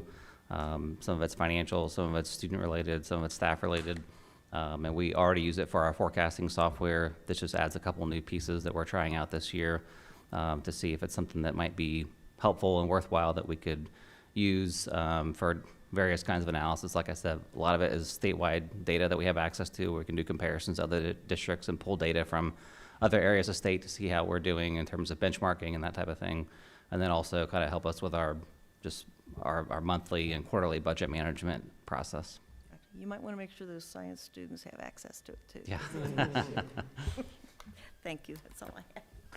Jonathan, you did skip over item D. That's maybe because it's not like it's a surprise that we're doing the outdoor classroom, but this is the official adjustment to the contract to provide Yes, for the funding. thank you. I apologize. I was really going through my exciting. notes pretty Yeah, yeah, quickly yeah. because I knew we were running longer. But really quick on this piece here, the outdoor learning parks started as a thought that we started to dream up. What could we do to extend our space and make this an exciting space for not just our students but our community? And it started as a paddle call over at the Mason Schools Foundation Gala. And if you've never been a part of that, I invite you to join. But the paddle call turned into, it went really well. And so that was a catalyst for us to say, let's move forward on this project. And we are excited to open this up, and we invite people. It should be open in the fall. That's our hope. We think it's going to be ready. But this learning park will have a space for 2 or 3 classes at a time to be outside, collaborating, a place for our community to gather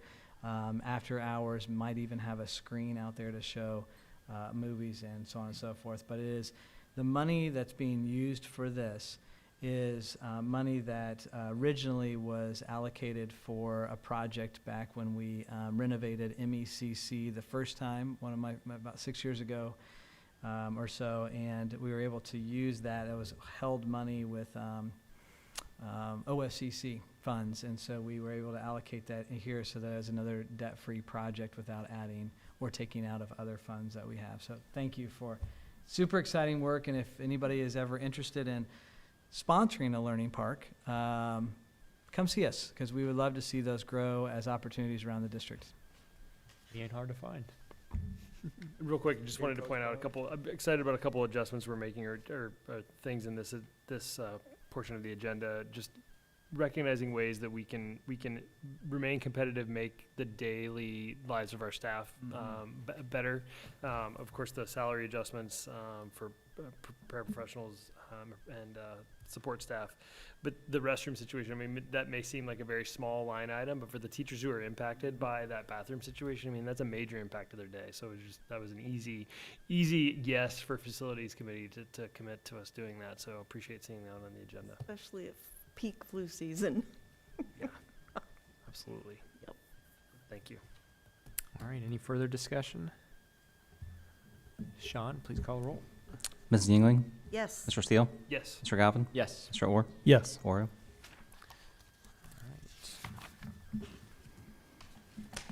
Item number 11, Treasurer's Report. Do I have a motion? So moved. Second? Any discussion? So a few items on the agenda tonight. Most of these are monthly reports, financial donations, appropriations, those kinds of things. The one item that's not part of our normal monthly rhythm is item G. That's our 5-year forecast, notes and assumptions. So as the board well knows, but for anybody in the community who's not sure, a couple times a year we go through a process where we update and report our 5-year forecast to the state. We do it once in the fall and once in the spring. It's actually a tool that we use year-round for planning purposes, but these are the 2 times a year we submit it to the state. So the process here is basically the Finance Committee is the first layer of review, and so thanks to Mr. Steele and Mr. Orr, as part of our Finance Committee this year, we did review this forecast a few weeks ago. Then from there it goes to the full board in a work session for review and discussion there, and then it comes to tonight to the full board for approval, and then we'll submit this to the state this week. Awesome. Thank you, Sean. Any other discussion? So, to piggyback on Sean's highlighting of the 5-year forecast, for those that may be watching, because I know everybody in this room understands it, when you look at some of the things that other districts may be having issues with financially, this is a document for you, for our community to look at our finances. It's transparent. It shows actual versus projected. You can go through and look at what our expenses are, our revenues are, where those revenues come from. There's line items down the left-hand side. It all rolls down. The math is very transparent. So those are your tax dollars at work throughout this district. So I would really encourage you to review the document. And if you have questions, we have a wonderful treasurer who is willing to sit down. How do I know? When I wasn't on the board, I asked Sean if I could sit down with him and talk about it, and he was more than gracious to spend time with me, walking me through it. So really important document that we have to file with the state that for those that are watching should really review, because this is your document. This is your tax dollars at work. Thanks, Ian. All right. Any other discussion? Sean? Mr. Steele? Yes. Mr. Galvin? Yes. Mr. Orr? Yes. Mrs. Yingling? Yes. 4-0. Item number 12, committee reports. We had an Arts and Activities Council meeting. Yes, Arts and Activities this month was a lot of approval of out-of-state trips. For example, some of them that are, well, most of them for 24, 25. We had a couple summer trips as well, but Mason High School Marching Band to Bands of America, their regional and potentially nationals competition, the middle school and Mason High School concert band trip for next March. It's one of those things that they earn it, but they're getting it approved just in case. They've submitted their performance tape. Mason High School orchestra trip to New York City next year, another, again, earned opportunity. They're waiting to hear to see if they are accepted, but we approved that trip as well.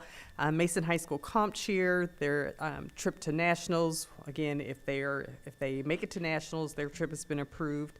The middle school Science Olympiad nationals trip this summer, make sure I have that right. Yes, Michigan State University. And then the last one, they just had the They just finished it this past weekend, and then Mason Middle School Destination Imagination to Globals, to Kansas City. They also went this past week in May. So those were the trips that we approved. Thank you, Tanya. Diversity Council. We had a meeting where we really went through our kind of our OKRs that we look at, and so Dr. Brennan gave us a really good overview of our big, bold, and it feels like really encompassing when we say learner-centered systems of support. But it was an opportunity for us to kind of really look at it from our lens of inclusive excellence and imagine what that feels like. And when we say learner-centered systems of support, we don't always recognize the family connection and community connection. And actually, when we had outside groups come and evaluate us, they said it was one of our strengths, which is no surprise to us in Mason, that our incredible community gives us really terrific kids, and they come to us with a lot of gifts. And so one of the feedback things that we were asking for from that team was what would be more supports for families and how they want to engage and helping support their own learners. That was really helpful. And then we dove right into our planning for this month, which we're ending on a high note in May, our Asian American Pacific Islander Heritage Month. And we had another just fantastic Mirrors and Windows event last Monday, which featured us not just consuming culture, but getting to really amplify the efforts of local businesses and local restaurants in our community. And just a major thank you to the Mason Schools Foundation, who has continued now year in and year out to support that with a $3,000 grant that we get every year to really be able to provide the tasting.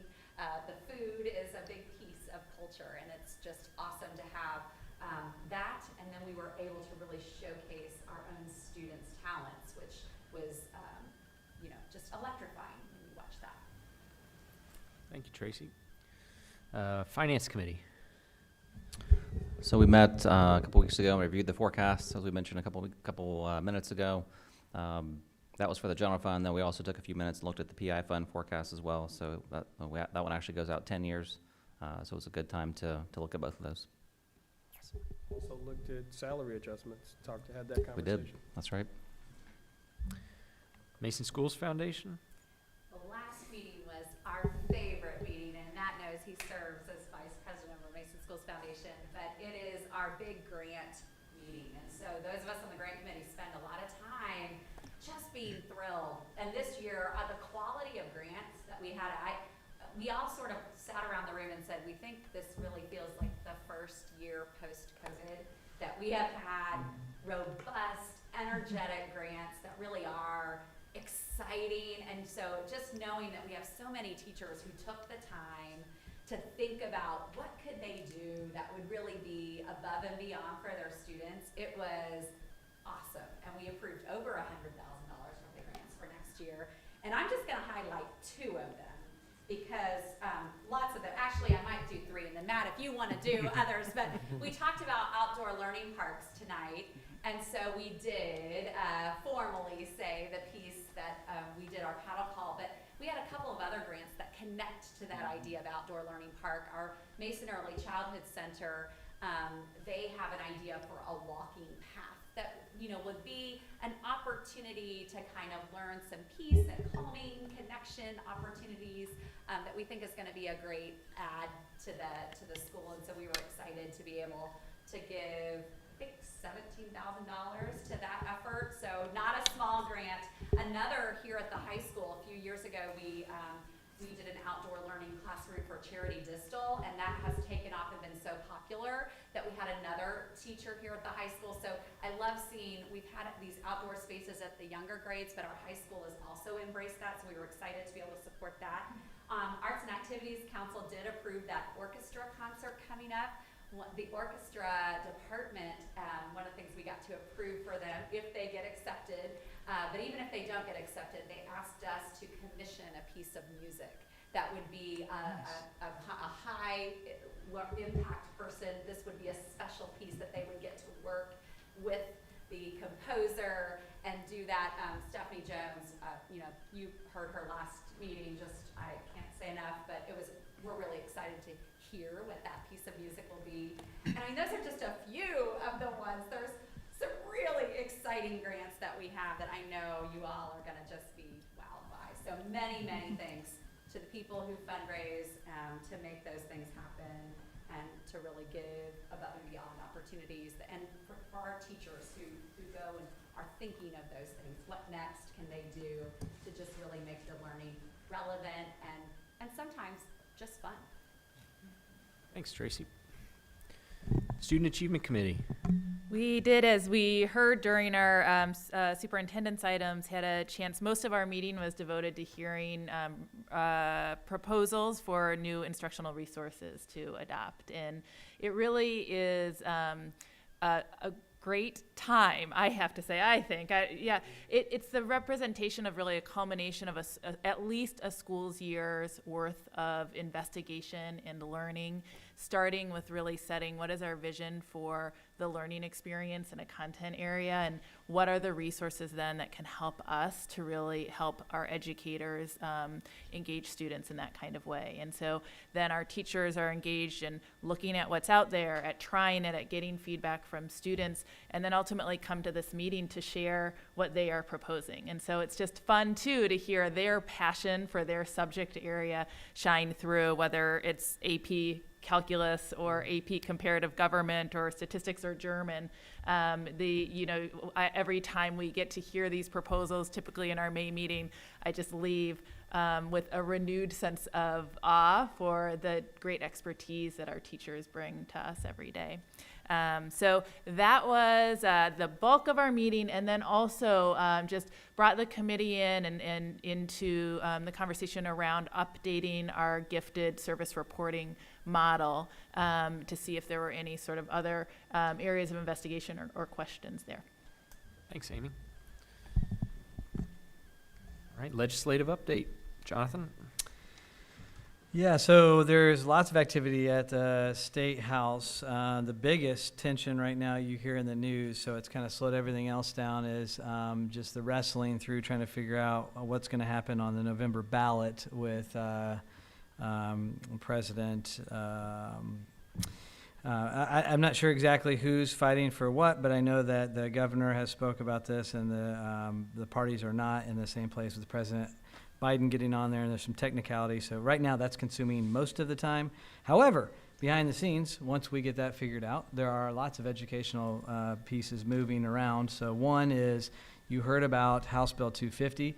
That was the cell phone policy. You probably heard a little bit about that in the news, that Governor DeWine wanted there to be a required policy. We have a policy, so if anybody's wondering, we've had a policy for a long time about cell phones and personal technology, so you can look that up in our policy. We have that.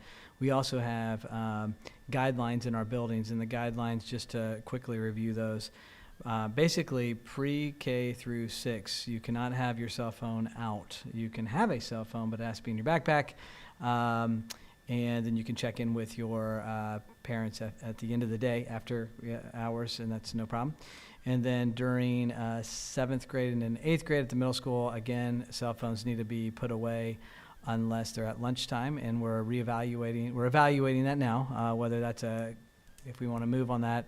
The high school has some more flexibility at this point in time. No cell phones in our classrooms unless the teacher has invited those as part of the learning, which is in alignment with our policy that's in our board docs as well. So that's our approach here.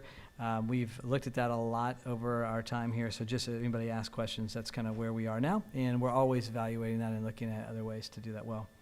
Second piece on here is Senator Blessing. You're going to hear a lot about the triennial update and taxes and property taxes, and there's a new Senate Bill 271 that's been introduced. There's a lot of bills that have been introduced trying to address this tax piece. We'll keep you updated on which ones actually have legs and start to move forward on that.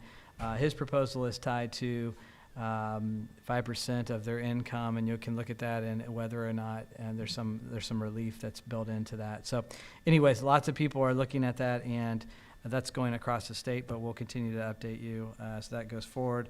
House Bill 407, this is a bill that's gone through the House Primary and Secondary Education Committee that's specific to having private schools that accept Ed Choice vouchers to have the same accountability and transparency as public schools. So the proposal is if public schools are tested with a certain test, then private schools need to have that test. And if they have transparency with their finances, as Mr. Orr mentioned earlier with our 5-year, they also need to have that same transparency as well. So we'll watch that. That's House Bill 407. Lots of hearings back and forth on that, and we'll see where that goes, and you can check that out as well. Again, that's House Bill 407. House Bill 432 talks about new pathways and career tech. There's a lot of energy around that right now with the, if you drive up 71, you probably have seen a little plant on the side that's being developed. Huge facility.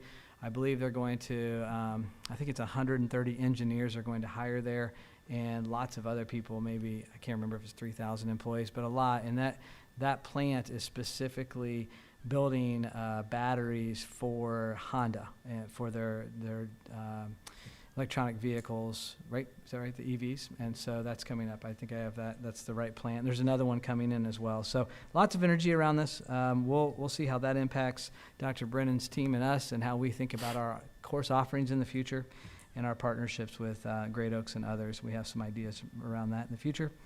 Senate Bill 208, I'll just mention that because that's newer to me, but Senate Bill 208 is a bill that would say it's a requirement for districts to have open enrollment for children that are in a home of active military parents.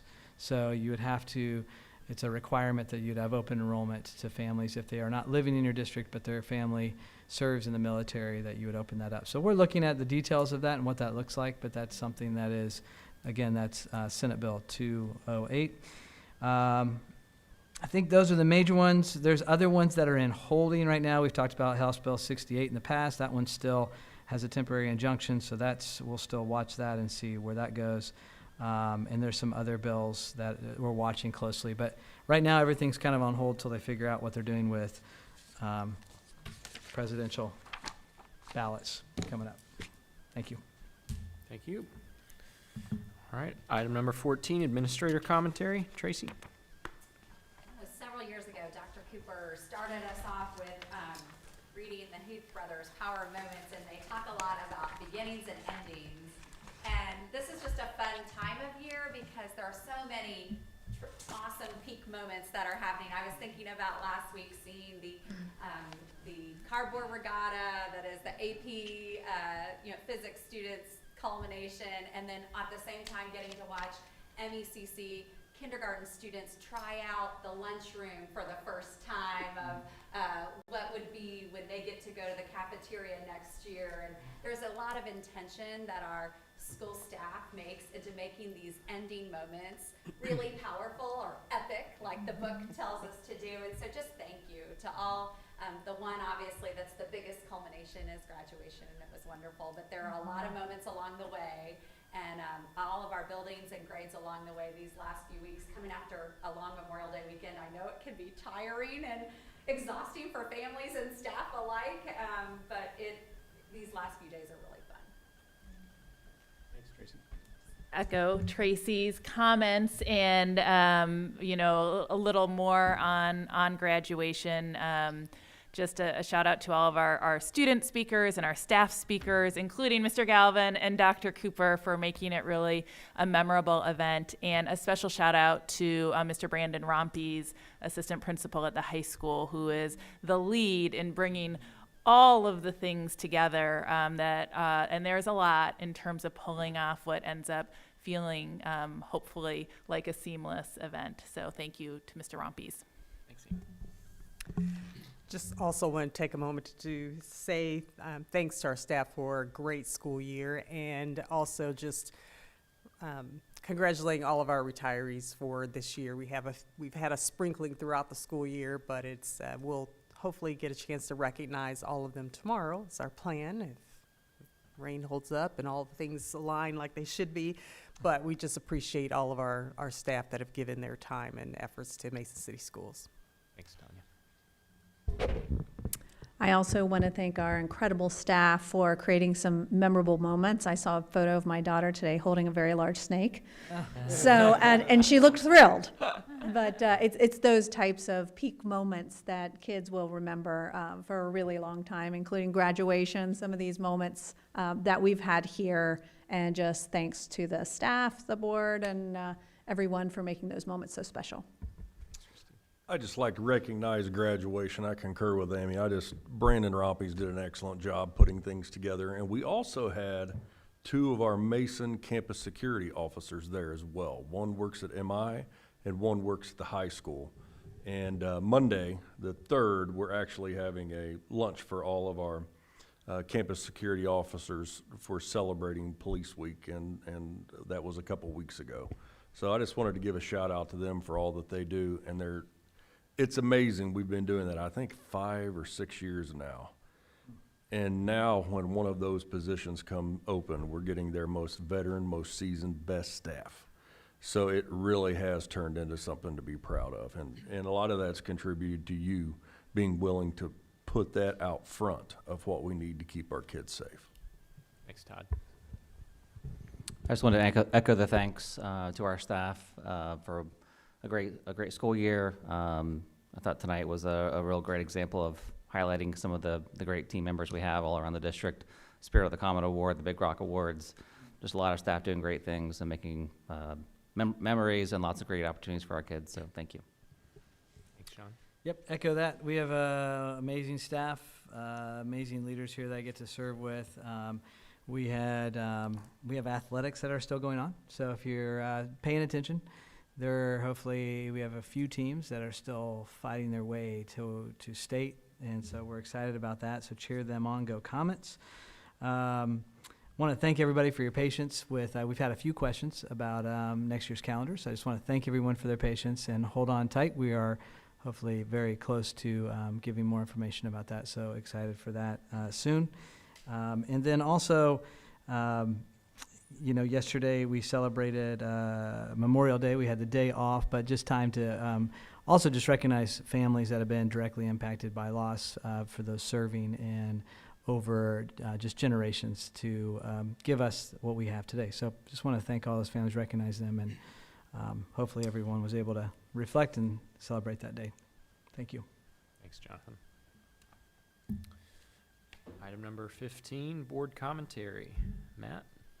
So thank you, Tracy, for sharing about the Schools Foundation grants. You're right that I have to highlight a couple more, but also just wanted to take an opportunity to thank the community for their generous support of the foundation's mission to take Mason education above and beyond. And I think one of the things I'm most proud of in the recent years is how the foundation has embraced the big rocks of the district. And so I think and Tracy, you're right, the quality of this year's grants was just off the charts. It's just so inspiring to see the ideas that our staff and students and even community members have that are the ideas that they're bringing to the table. But there are 2 in particular that highlight inclusive excellence and personalized learning. On the personalized learning front, first, I would just want to highlight a grant that is aimed at risk readers at MECC, so students who are disadvantaged but also have reading services during the summer break. I mean, it's probably often true that they don't have access to quality books at their reading levels at home for the summer, and so this grant in actions lets them take home 10 books for the summer. And one thing that's, so each student is having that experience, but also we'll look and see how that maybe impacts reading, reading ability or reading achievement over a number of years. And that's one of those that I see as an impetus to a deeper investment in things like that for the district. Yes, the students got to choose their book. So talk about personalized learning and seeing, and it teared me up just seeing some of the titles that are available, Mo Willems books, and I mean just the things that we know that I have at home, and just to think that there are students who don't have have the advantage to have those books is just, it's meeting a need, and it's incredible. And we've partnered with, is it the Book Bus? Is that what it's called? So this is a vendor that, what is the shoe company where you buy shoes or socks? Bombas, you buy socks and they donate socks. You buy books from this group and they donate books as well. And so they have gone above and beyond, I think, even our grant, and donated something like $5,800 worth of books to Mason students. So that's just such a good example of so many great things about the foundation and what it does in the district. That is a true example of a catalyst in action, even on a small scale. So the investments that our community makes in the foundation, and in turn provide a catalyst for that. It's just amazing. And then on the inclusive excellence front, and I think personalized learning too, another grant in action came from the middle school to start an adaptive cheerleading team, which is just amazing. So giving experience to girls that might not otherwise have access to that experience, and pairing them with some cheerleaders from other teams to provide that experience is just really awesome to see in action. So thank you to the staff and the community members and students who brought those ideas forward.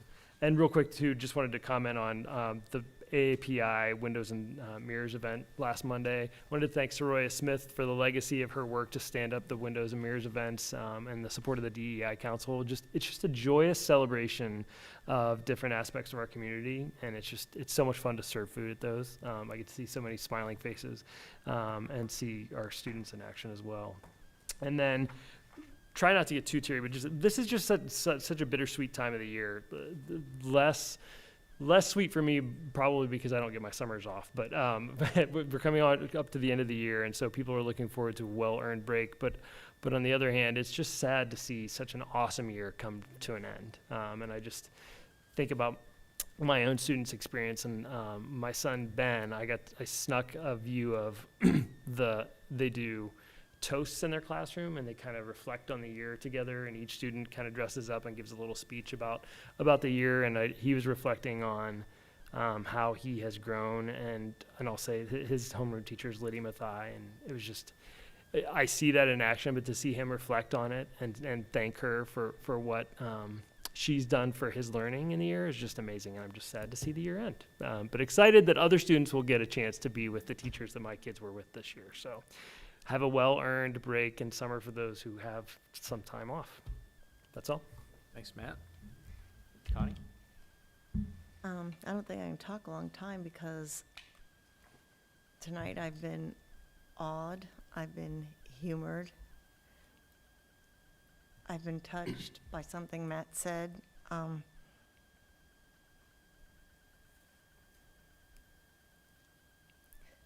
So I'm going to go with it. It's been a great year, and the break is always welcome for those who are able to do that. But I look forward to another year, just like this one, and even bigger and better in some ways. So, yeah. Connie, were you brought to laughter by Anna? Because I meant to mention earlier that if they had a stand-up competition aspect to National Science Bowl team, she would clean up. Yes, she would. She was hilarious. She was great. Thankful for her levity and humor. Yes, for sure. Connie? Ian?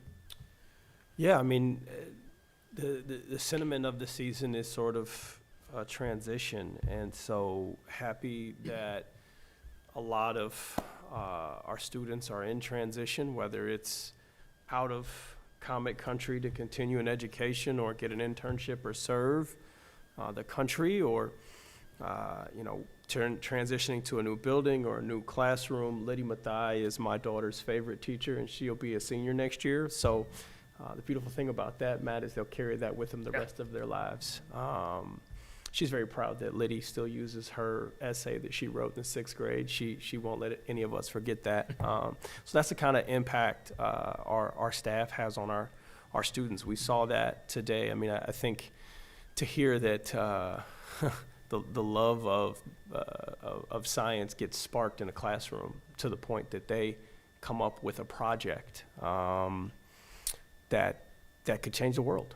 I don't think that there's ever anything more concrete that we see that teachers touch literally everyone in the world, right? And they send them off to do great things. Wanted to echo Jonathan Sports, congratulations to the athletes that participated in spring sports. We've got 3 still going. Jonathan and I have children still competing. Men's lacrosse plays here, Elder, tomorrow. Springboro tomorrow night. Springboro Beat tomorrow. Elder, now Springboro. Springboro tomorrow night here, so show up. My daughter's track team is at state Friday and Saturday. They did win regionals, so back-to-back regional championships for those young women. And then our baseball team is still alive. They're playing They Elder. play Elder They're Thursday. playing Elder. Thursday at Oxford. Thursday at Miami University. So that's really, really good stuff to sink our teeth in. I think we just approved a nice new software, new features in the software with Frontline, and I wanted to highlight the treasurer's memo. Part of what we're able to do for our students is based on our ability to understand how the taxpayer dollars run through this institution. And I want to thank Sean for his deep analysis of what we spend, where we spend, why we spend. And so it allows us, alongside of institutions like the Mason Schools Foundation, to provide extraordinary experiences for our students. And I'm not afraid to use the word extraordinary because, dang it, they are extraordinary. And so in this memo, Sean is able to show us where we are with our expenses and our revenues and our position among other similarly situated school districts.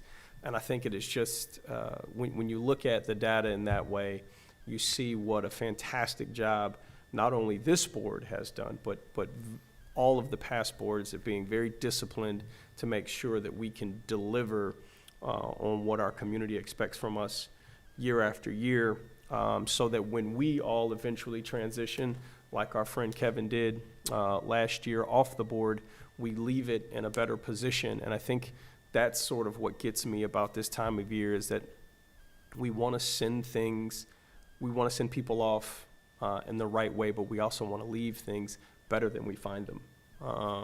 And that's both people and institutions, as the people make up the institutions. But just very grateful for each of you and the hard work you put in. I'm on a committee with most of you guys, and I see how hard you work to make sure that our kids have what they need. I mean, I wanted to say this when Amy was talking about student achievement. I know I'm going on, but I don't think you guys understand. When she says we have experts, they're using their own curriculum.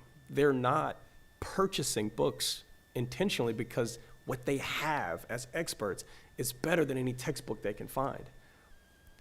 We have to begin to understand that we are in a very, very privileged situation, and our students are very lucky to have educators with a deep commitment and care to their craft. So grateful for that, grateful for all of you, ready for summer break.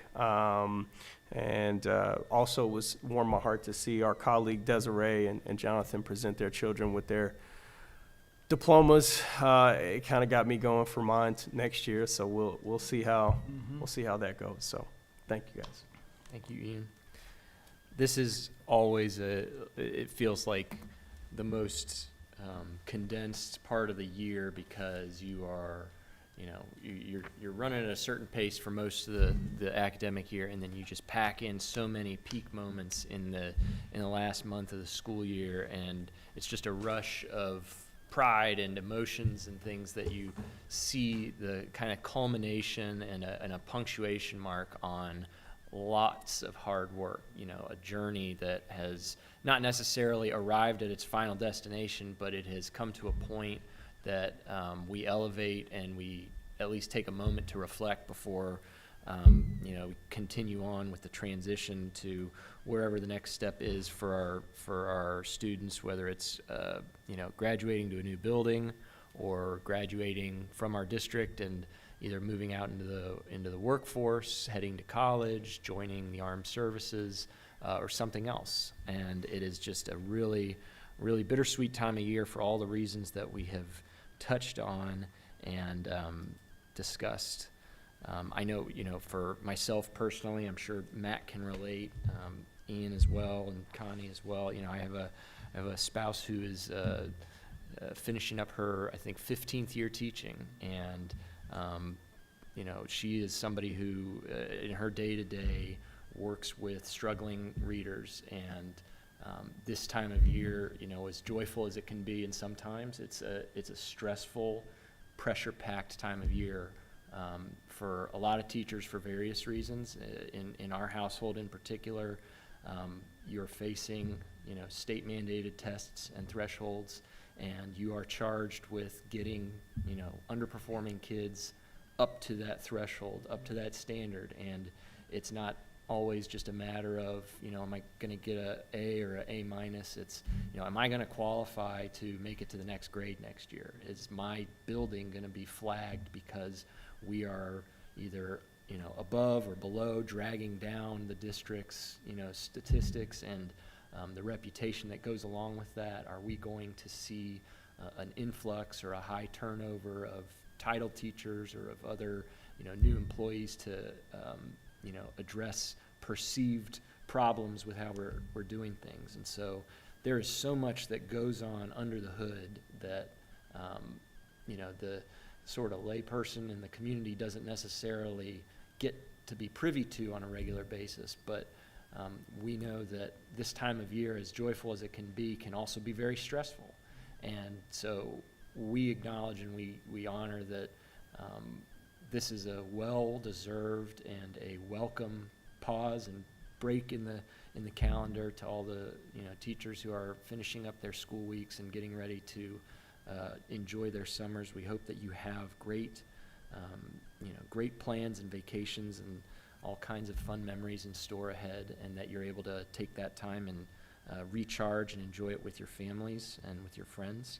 I want to circle back to item number 10 that we talked about tonight, and Jonathan, the story about taking community feedback. I know you're at so many brewing up conversations and brews with the superintendent, taking feedback, taking suggestions, and following leads, pulling threads that you receive over time, and it is those kinds of open, kind of transparent back and forth that help us as a board evaluate the landscape, because we're very proud to be here in Mason. We know that a lot of folks would love to be in this district, but we also know that sometimes that pride can blind us maybe to changing realities. And so when we get information that leads us to reflect on where our grounded standing is in the marketplace and in the comparison to some of our peers, we're able to take action on that. And when you look at this agenda, you see just one item, one action item, but what you don't see, you couldn't really fit into an agenda, because it's years of planning by a board. It's years of commitment to a disciplinary kind of approach to being able to be in a posture that in a moment's notice, when you get the kind of feedback that leads to a salary adjustment like this for our paraprofessionals and our administrative assistants, to bring them into a competitive or a more competitive standing in the community, you're just able to do it without thinking twice, and you're not in a position where, brought that information, you're facing down a multi-million-dollar deficit, or you're facing a decision to have to, consider which of these positions isn't going to be with us next year. So it's a tremendous blessing to be in a district like that. It's a tremendous privilege and honor that we all get to share, to shoulder that work from boards past and carry it forward to boards future, so that we can continue to be the kind of district that not only says we value the contributions and the kind of Mason moments that we see and hear about all the time, but we're able to back those words up with action. So I'm particularly proud of that tonight. and particularly proud of the culture and the the leadership that you and your team have cultivated here that allows us to lure such outstanding candidates from outside of our district on occasion when we have those openings, and excited for what they will bring to continue to make us better along the way. So with that, I don't have any other words. I am open to a motion to adjourn. So moved. Second. All in favor? Yes. Yes. Thank you, everybody. Thank you. Start with me.